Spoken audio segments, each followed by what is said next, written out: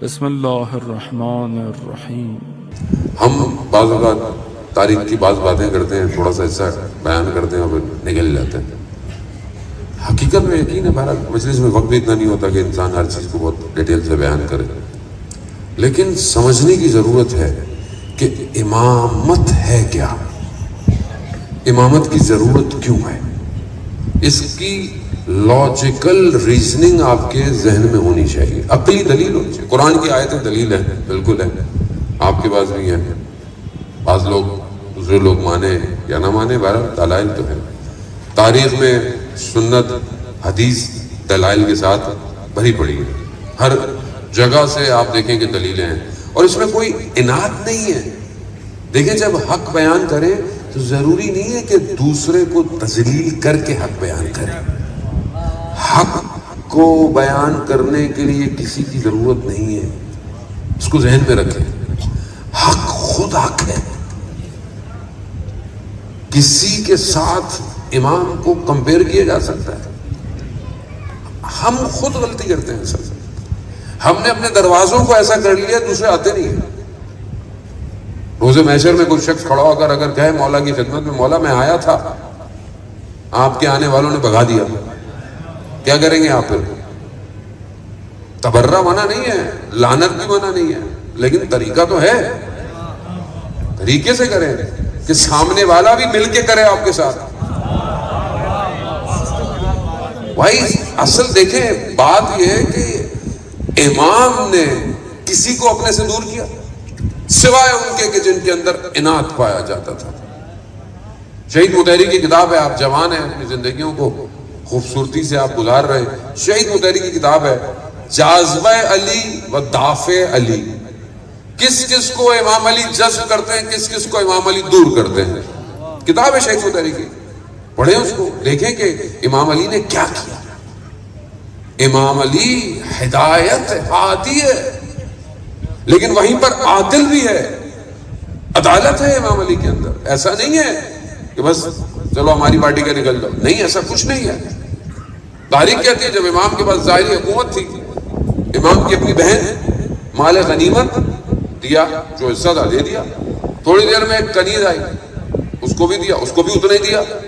بہن نے کہا میں عرب آزاد، نسبت میں آپ کی بہن، یہ کنیز غلام اور عرب بھی نہیں ہے، نسبت بھی نہیں ہے، اس کا بھی اتنا حصہ۔ امام علی نے کہا خبردار، میں عدل کا امام ہوں، عدل کا امام ہوں میں، گنجائش نہیں ہے۔ یہی عدالت تھی جس نے امام علی کو اکیلا چھوڑ دیا، عدالت تھی یہ۔ اگر عدالت نہ ہوتی، مصلحت ہوتی، کچھ کرنا ہوتا تو امام نہیں کر سکتے تھے۔ ایک دن تو دور کی بات ہے، امام نے ایک منٹ بھی مصلحت نہیں کی۔ چند سال کی ظاہری حکومت میں کتنی جنگیں لڑی امام نے، کس سے لڑی؟ کوئی باہر سے لوگ تھے؟ مسلمان تھے سارے، کیونکہ مسلمانوں کو عدالت سے مشکل تھی، عادت ہو گئی تھی اپنے لوگوں کو بانٹنے کی، اپنے لوگوں کو۔ آج بھی یہی ہے، آج ہم علی کو مانتے ہیں، امام علی کو مانتے ہیں، اور اپنی زندگی میں آپ عدالت دیکھیں، آپ کتنی ہماری زندگی میں عدالت، عدالت کے اصلی معنی کیا ہے؟ عدالت ہمارے اصول دین میں کہاں ہے؟ پہلا کیا ہے؟ توحید، دوسرا عدل، تیسرا نبوت، چوتھا امامت، پانچواں قیامت۔ دوسرے پہ عدل ہے۔ عدل کے معنی کیا ہے؟ یعنی جو چیز جہاں رکھنی چاہیے وہاں ہونی چاہیے۔ اب یہ ممبر کی عدالت یہ ہے کہ یہ آپ کی طرف رخ ہو، اس کا یہ عدالت ہے۔ اب اس کو یہاں موڑ گئے، لوگ ادھر بیٹھے ہوں، عدالت نہیں ہے یہ۔ مولا کائنات عدل کا امام، جہاں جو چیز ہونی چاہیے تھی وہاں ہو، چاہے رشتے میں کوئی جیسا بھی ہو، عدالت ہے۔ ہم باتوں کہتے ہیں مولا وارث ہے، نکل جائیں گے، کس نکل جائیں گے، کیسے نکل جائیں گے؟ مولا پوچھیں گے نا کیا کیا تم نے زندگی میں، کیا کیا؟ عدالت یہ بہت ضروری ہے۔ ہم اپنی زندگی میں دیکھیں، ہم امام کو مانتے ہیں امام کو، امام کی کتنی مانتے ہیں؟ برائے عظمت جناب سیدہ بلند تر سلوہ اللہم صلی علی محمد اذان محترم، ذمہ داری مشکل ہے لینا. حیدر حیدر کر کے نکل جانا آسان ہے، مگر وہی حیدر کہہ دے کہ کھڑے رہو مشکل ہے.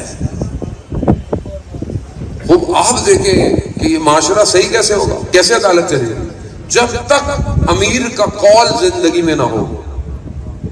قالا امیر المومنین میری زندگی میں نہ ہو، عدالت کہاں ہے؟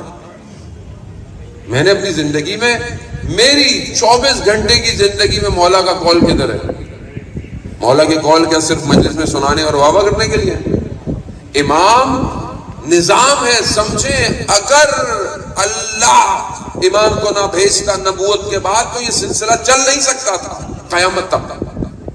امام حسین کربلا نہ آتے آج اسلام نہیں ہوتا. امام کو سمجھیں، فرقوں میں مت بانٹیں، اور خود بھی عمل کرنے کی کوشش کریں کہ میری زندگی میں امیر المومنین کہاں ہے؟